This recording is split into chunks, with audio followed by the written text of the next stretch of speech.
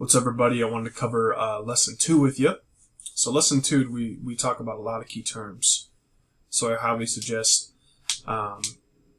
picking up a pen and paper or typing in your Google Doc folder for notes about a lot of these terms. So we're going to talk about needs versus wants first. As you can think of, a need is something that is essential to our life. Okay, a need is something that we physically cannot live without. If I didn't have it, I wouldn't be here. So a great example of this would be water. Water is a need.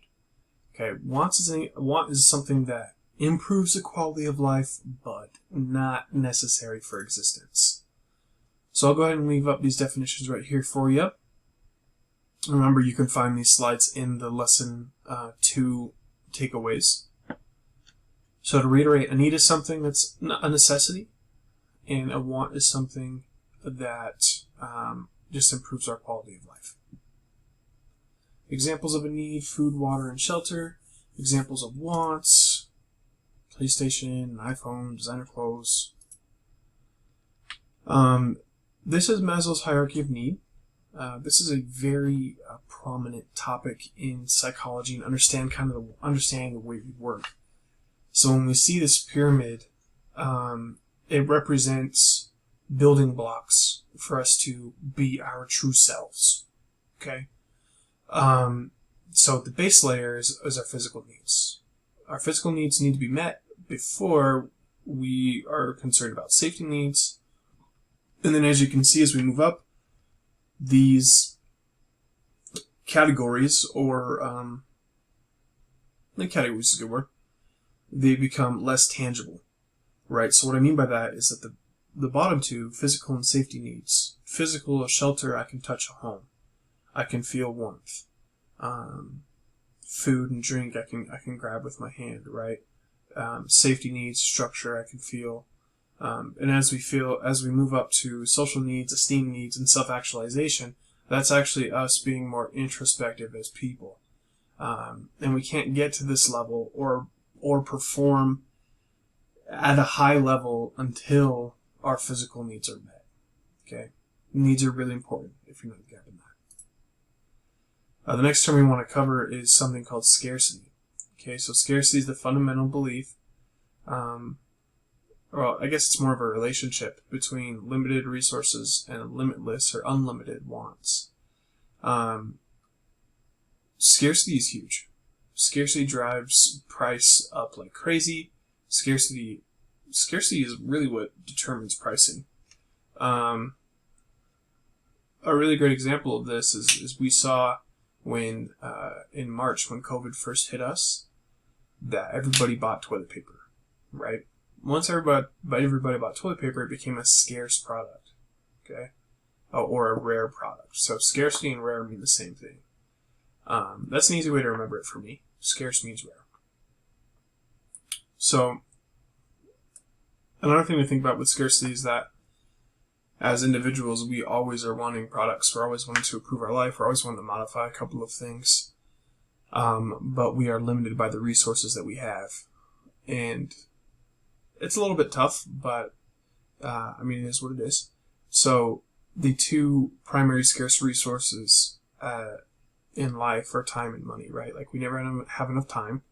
I know I never feel like I have a full 24-hour day. I don't know about you. We never have enough money to buy everything that we want. Right, there's always something that's just out of our reach. Always something that's out of our reach, and there always will be. And I guess unless maybe you're Bill Gates, maybe that doesn't occur to you. So just to go through scarce in science. So scarce in science means rare. Scarce in economics means insufficient or limited, which in my opinion also means rare. So water is a scarce resource in the desert. Mountain lions are a scarce resource in Salt Lake City. And then just to go over the two primary scarce resources are time and money. It's very important that you know those. Okay, that is a test question. Very important that you know those. So what other resources can we think of that are scarce? We talked about time. We talked about money. Drinkable water, oil for sure, natural gases. Actually, you could think to yourself that scarcity is probably one of the main causes for a lot of the conflicts that we have in our world, right?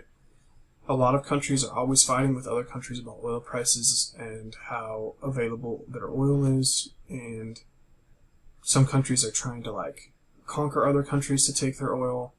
So this is a big one, and scarcity drives price, and it also can cause a lot of conflict. So let's talk about what we have to do. So when scarcity is a problem and we have unlimited wants and we're limited by time and money, like what can we do? We've got to make some choices, right? We've got to see where we could spend our money better.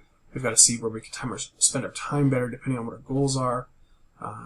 So a couple of examples for you is we could go on a summer vacation or a winter vacation. Depending on the destination, typically winter vacations are pretty cheaper, unless you're going to like a winter-based place, kind of like Salt Lake City, right? If I'm limited by money, I need to see where I need to spend it. Should I buy a laptop? Should I buy a phone? If I'm also limited by money and I'm limited by time, do I just buy a bike or do I go to a gym membership? You can kind of see where we're going, okay? We're always making choices. We're always making what's called trade-offs, okay? So this is a trade-off is another key term for you. This is exchanging or sacrificing one thing for another. We make trade-offs every single day, and you've been making trade-offs your whole life. It's just a matter of being able to recognize the term and recognize when we do it. One of the most common trade-offs that students do, unfortunately, is that they sacrifice the time they should be spending on their schoolwork and understanding concepts to like hang out with friends or do something that maybe isn't as pressing in the time, right? And so a good example of a trade-off would be if it's a Friday night and you get a text message from a friend and they're like, hey, I want to hang out. Your decision then becomes, do I hang out or do I study for my test and submit my homework for Mr. Jackson's class on time? Right. So that's a trade-off. Whichever one you choose, you're sacrificing the other.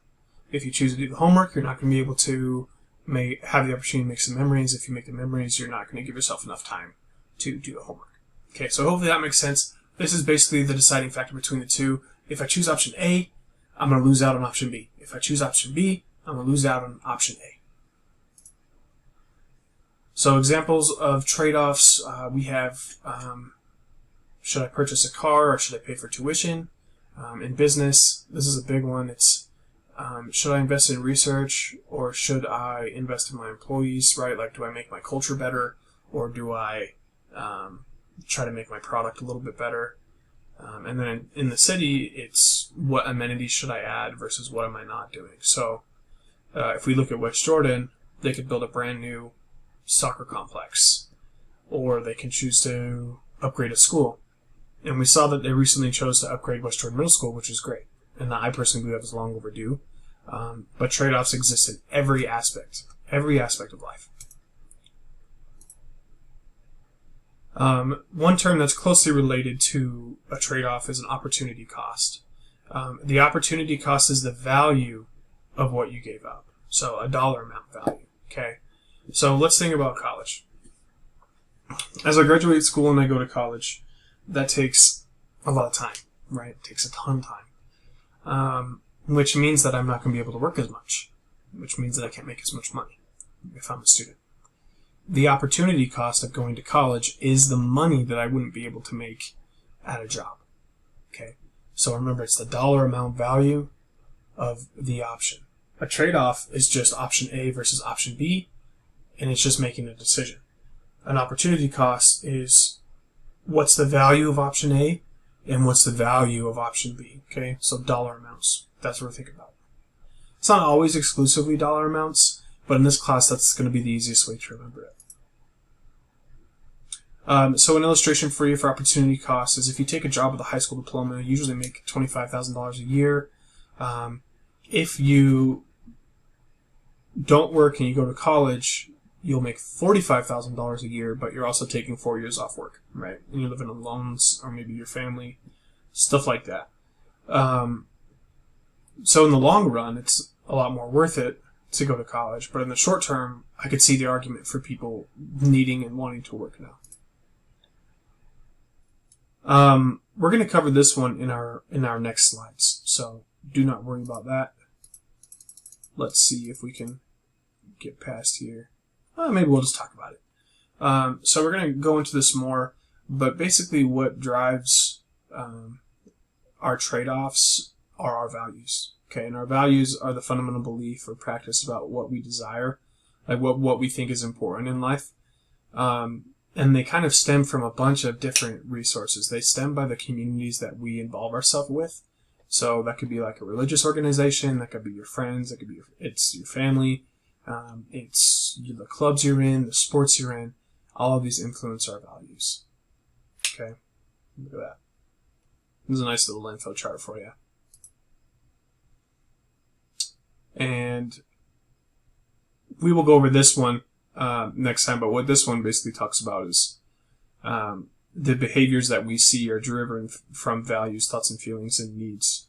So if any of the categories underneath the water are not met or insufficient, the behavior on top, what we see as people, is directly influenced by that. So if you ever see somebody that's just acting kind of different and they're not their typical selves, you can assume that either their needs aren't met or they're just having a tough day inside, like inside of themselves, or you can think that there's like conflicting information with what they value. Cool. And that is it for needs and wants.